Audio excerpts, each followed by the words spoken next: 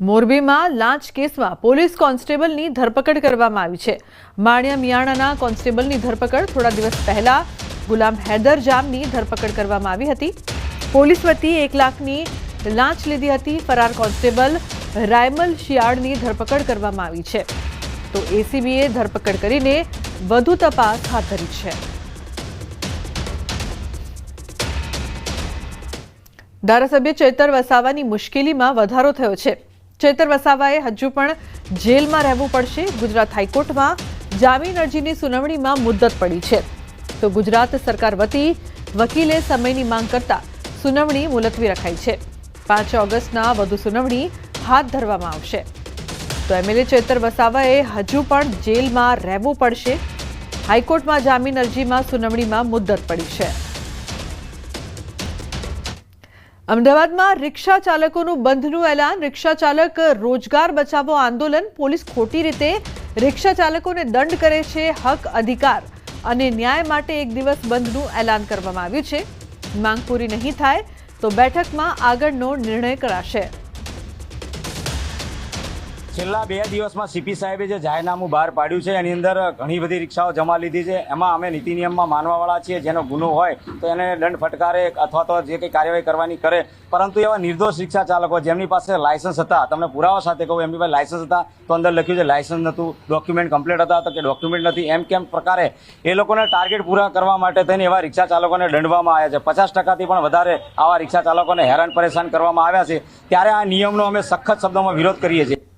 અમારી ડિમાન્ડ પૂરી નહીં થાય તો અમે આગળ જતા અમારી કમિટી અને જે ગુજરાત રાજ્યના જેટલા યુનિયન છે આ બધા ભેગા મળીને એક બેઠક કરીશું અને બેઠકની અંદર જે નિર્ણય આવશે એ અમે મીડિયા સામે અમે બતાવીશું। સુરતમાં જહાંગીરબાદમાં પોલીસનું સઘન પેટ્રોલિંગ હાથ ધરવામાં આવી રહ્યું છે। સ્થાનિકોની રજૂઆત બાદ વધાર્યું છે પેટ્રોલિંગ। લારી ગલ્લાના ત્રાસની પોલીસને રજૂઆત કરી હતી। અસામાજિક તત્વો માદક પદાર્થનું કરે છે વેચાણ। શંકાસ્પદ વ્યક્તિઓની પોલીસે પૂછપરછ કરી છે। તો અસામાજિક તત્વો દ્વારા માદક પદાર્થોનું વેચાણ કરવામાં આવે છે। શંકાસ્પદ વ્યક્તિઓની પોલીસ દ્વારા પૂછપરછ કરવામાં આવી રહી છે, જે બાદ વધુ તપાસ કરવામાં આવી રહી છે। જહાંગીરબાદમાં પોલીસનું સઘન પેટ્રોલિંગ કરવામાં આવી રહ્યું છે। સ્થાનિકો દ્વારા વારંવાર રજૂઆત કરવામાં આવી, જે બાદ કાર્યવાહી કરવામાં આવી રહી છે।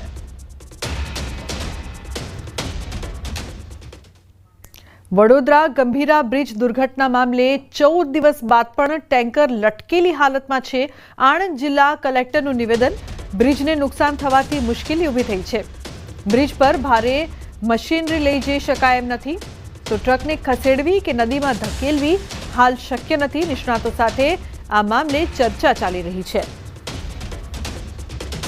તો બ્રિજ પર ભારે મશીનરી હાલ પૂરતી ત્યાંથી ખેંચવાનું અને અથવા તો નીચે ધકેલવાનું, આ બંને બાબતમાં તાંત્રિક રીતે અત્યારે હેવી મશીનરી ત્યાં યુઝ કરી શકાય તેમ નથી, પરંતુ સરકારશ્રી તરફથી આજે પણ ગઈકાલે પણ આરએનબી મેકેનિકલ તરફથી, road and building department mechanical તરફથી નિષ્ણાંતો સાથે આવીને અત્યારે મોડેલિટીઝ વર્કઆઉટ કરવામાં આવી રહી છે, જેના આધારે આગળ કઈ રીતે કોઈ પણ જીવના જોખમ વગેરે આ કામગીરી કરવાની સૌથી અગત્યની બાબત છે। અત્યારે જો આપણે ત્યાં હેવી મશીનરી લઈને જઈએ તો એકચ્યુઅલી બ્રિજ સ્ટ્રક્ચરને આ ડેમેજ પછી બાકી જે સ્ટ્રક્ચર છે આમાં પણ શું નુકસાની થયેલી છે આપણે બહારથી દેખાતી રીતે જાણી શકાતા નથી। તો આના માટે અત્યારે નિષ્ણાંતોએ આરએનબી મેકેનિકલના, આરએનબી સિવિલના ગાંધીનગરથી જે અધિકારીઓ આવેલા છે એ મોડેલિટીઝ વર્કઆઉટ કરી રહ્યા છે અને ટૂંક સમયમાં આ ટ્રકનો પણ એક ઉકેલ લાવવામાં આવશે।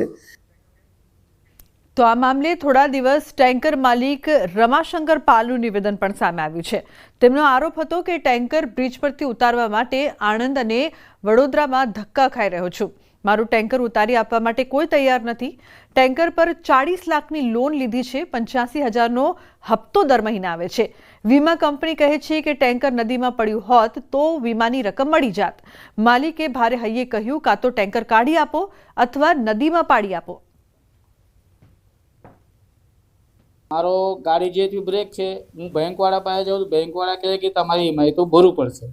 ઇન્સ્યોરન્સવાળા પાસે જાઉં તો ઇન્સ્યોરન્સવાળા એવું કે જ્યાં સુધી તમારી ગાડી નીચે પડે કે નહીં અને કંઈ થાય નહીં ત્યાં સુધી વીમો નહીં આપું। હવે મારા પ્રશાસનને એવું છે કે આ મારી ગાડી કાઢીને આપી દે, નહીં તો જે હોય એનો નિકાલ આવવા જોઈએ। તંત્ર મને મારી ગાડી જે કન્ડિશન છે મારી ગાડીમાં કશું ત્યાં ને કાઢીને આપી દે તો મારે ચાલુ થઈ જાય, ને ડ્રાઈવર નહીં મારું જે છે ઈમાઈ ને બધાને ચાલુ થઈ જાય. નહીં કાઢતા હોય તો નીચે પાડી દે તો મને વીમો હું લડી લઈશ. ગંભીરા બ્રિજ દુર્ઘટના બાદ જર્જરિત બ્રિજ ભારે વાહનો માટે બંધ કરાયાનો નિર્ણય કરાયો છે, જેને પગલે નર્મદા જિલ્લાના 6 જેટલા મહત્વના બ્રિજ બંધ કરી દેવાયા છે, જેથી મોટા વાહન ચાલકોનો ચક્રાવો વધી ગયો છે. હાલ 6 મુખ્ય બ્રિજ બંધ કરાતા રાજપીપળાથી અંકલેશ્વર કીમ કોસંબા ઝંખવાવ વાડી થઈને અંદાજિત 170 થી 250 કિલોમીટરનો ફેરો ફરીને જવું પડી રહ્યું છે. વળી લોકો પાસેથી ઊંચા ભાડા વસૂલવામાં આવી રહ્યા છે, જેથી રોષનો માહોલ છે. તો આ તરફ જિલ્લા પ્રભારી મંત્રી ભીખુસિંહ પરમારને રજૂઆત કરતા તાત્કાલિક ઝડપથી રિપેર કરી આ બ્રિજ ખુલ્લા મૂકવા અને જ્યાં સુધી રિપેરિંગનું કામ ચાલે ત્યાં સુધી નાની બસો મૂકી બાળકોને સ્કૂલે પહોંચાડવા અને નાના વાહનોમાં અનાજ ખાતર વસ્તુઓ પૂરી પાડવા સૂચના આપી છે. નેત્રંગથી ડેડિયાપાડા વચ્ચેનો કરજણ બ્રિજ કાલથી બંધ થયો છે, જેના કારણે બસો બંધ છે, માલવાહક વાહનો આવતા બંધ થયા છે. તો આમ જોઈએ તો ડેડિયાપાડા ગુજરાતનો એ છેવાડાનો તાલુકો છે, વિધાનસભા છે. સાગબારા અને ડેડિયાપાડા ગુજરાતથી એક કટઅપ થાય છે. વિદ્યાર્થીઓને સૌથી વધારે ચિંતા એ છે કે ભાઈ અમે નેત્રંગ કોલેજમાં ક્યાં જઈશું, અંકલેશ્વર કઈ રીતના ભણવા જઈશું, ભરૂચ કઈ રીતના જઈશું. તો આના માટે સરકારે વ્યવસ્થા કરવી પડશે. બસો જતી નથી અહીં સુધી, બસો અટકાવી દેવામાં આવી છે કેમ કે રસ્તાના કામકાજના કારણે. એટલે પછી જવાનું અમને બહુ મુશ્કેલી પડી રહી છે એમ. તો બધા પ્રાઇવેટ વ્હીકલ કરીને જાય છે, એમાં ભાડું પણ જાય છે અને રૂટ પણ પાછું બહુ લાંબો થઈ જાય છે. રાજપીપળાથી ડેડિયાપાડા સાગબારા બાજુ જે પ્રશાસન દ્વારા જાહેરનામું બહાર પાડીને ડાયવર્ઝન આપેલું છે તે આશરે એસટી બસને 150 કિલોમીટર જેટલું ડાયવર્ઝન થાય છે, જે કારણોસર મુસાફર ડેડિયાપાડા સાગબારા બાજુના મુસાફરો કોઈ અટવાય ના. આથી રાજપીપળાથી મોવી સુધી આપણે સંચાલન કરીએ છીએ અને એ મોવી સુધીની ટ્રીપોનો પણ આપણે વધારે જે દિવસ દરમિયાન ચાલતી હતી તેના કરતાં બીજી વધારાની ટ્રીપો પણ ચાલુ કરી છે, જેથી મોવી સુધી મુસાફરો પહોંચી શકે.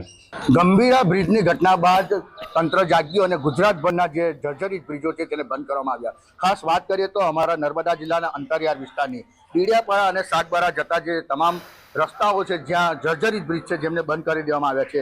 એટલે જે મુસાફરો છે જેમને હાલાકી વેઠવાનો વારો આવ્યો છે. ખાસ ડેડિયાપાડા અને સાગબારાથી રાજપીપળા આવતા જે વિદ્યાર્થીઓ છે જે અટવાઈ જાય છે અને જેને અટવાતા સ્કૂલે નિયમિત ના પહોંચતા તે લોકો રોષે ભરાય છે. 2 દિવસ પહેલાં જ આ વિદ્યાર્થીઓએ બસ રોકો આંદોલન પણ શરૂ કર્યું. રાજપીપળા ડેપોમાંથી કોઈ બી બસ જે હતી એને જવા ન હતા દેતા. પરંતુ વાત છે કે જે ડેડિયાપાડા અને સાગબારા જવા માટે હવે અંકલેશ્વર રહીને જવું પડશે, એટલે કે 250 કિલોમીટરનો ફેરાવો કરી અને વિદ્યાર્થીઓ સાગબારા ડેડિયાપાડા પહોંચવાની વાત છે. ત્યારે જે બસો છે જે બંધ કરી દેવામાં, ભારે વાહનો બંધ કરી દેવાના કારણે હાલ વિદ્યાર્થીઓ સમયસર શાળાએ પણ ના આવતા, ગ્રામજનો પણ સમયસર રાજપીપળા શહેર સુધી ના આવતા રોષે ભરાય છે. ત્યારે હવે એ લોકોની માંગ છે કે વહેલી તકે જે બસો છે એ નિયમિત ચાલુ થાય, કાં તો મિની બસો શરૂ કરવામાં આવે એવી માંગ ઉઠી છે. દીપક પટેલ, ન્યૂઝ 18 ગુજરાતી, નર્મદા. સમાચારનો પ્રવાહ યથાવત રહેશે. હાલ રોકાઈશું એક બ્રેક માટે. આપ જોતા રહો ન્યૂઝ 18 ગુજરાતી.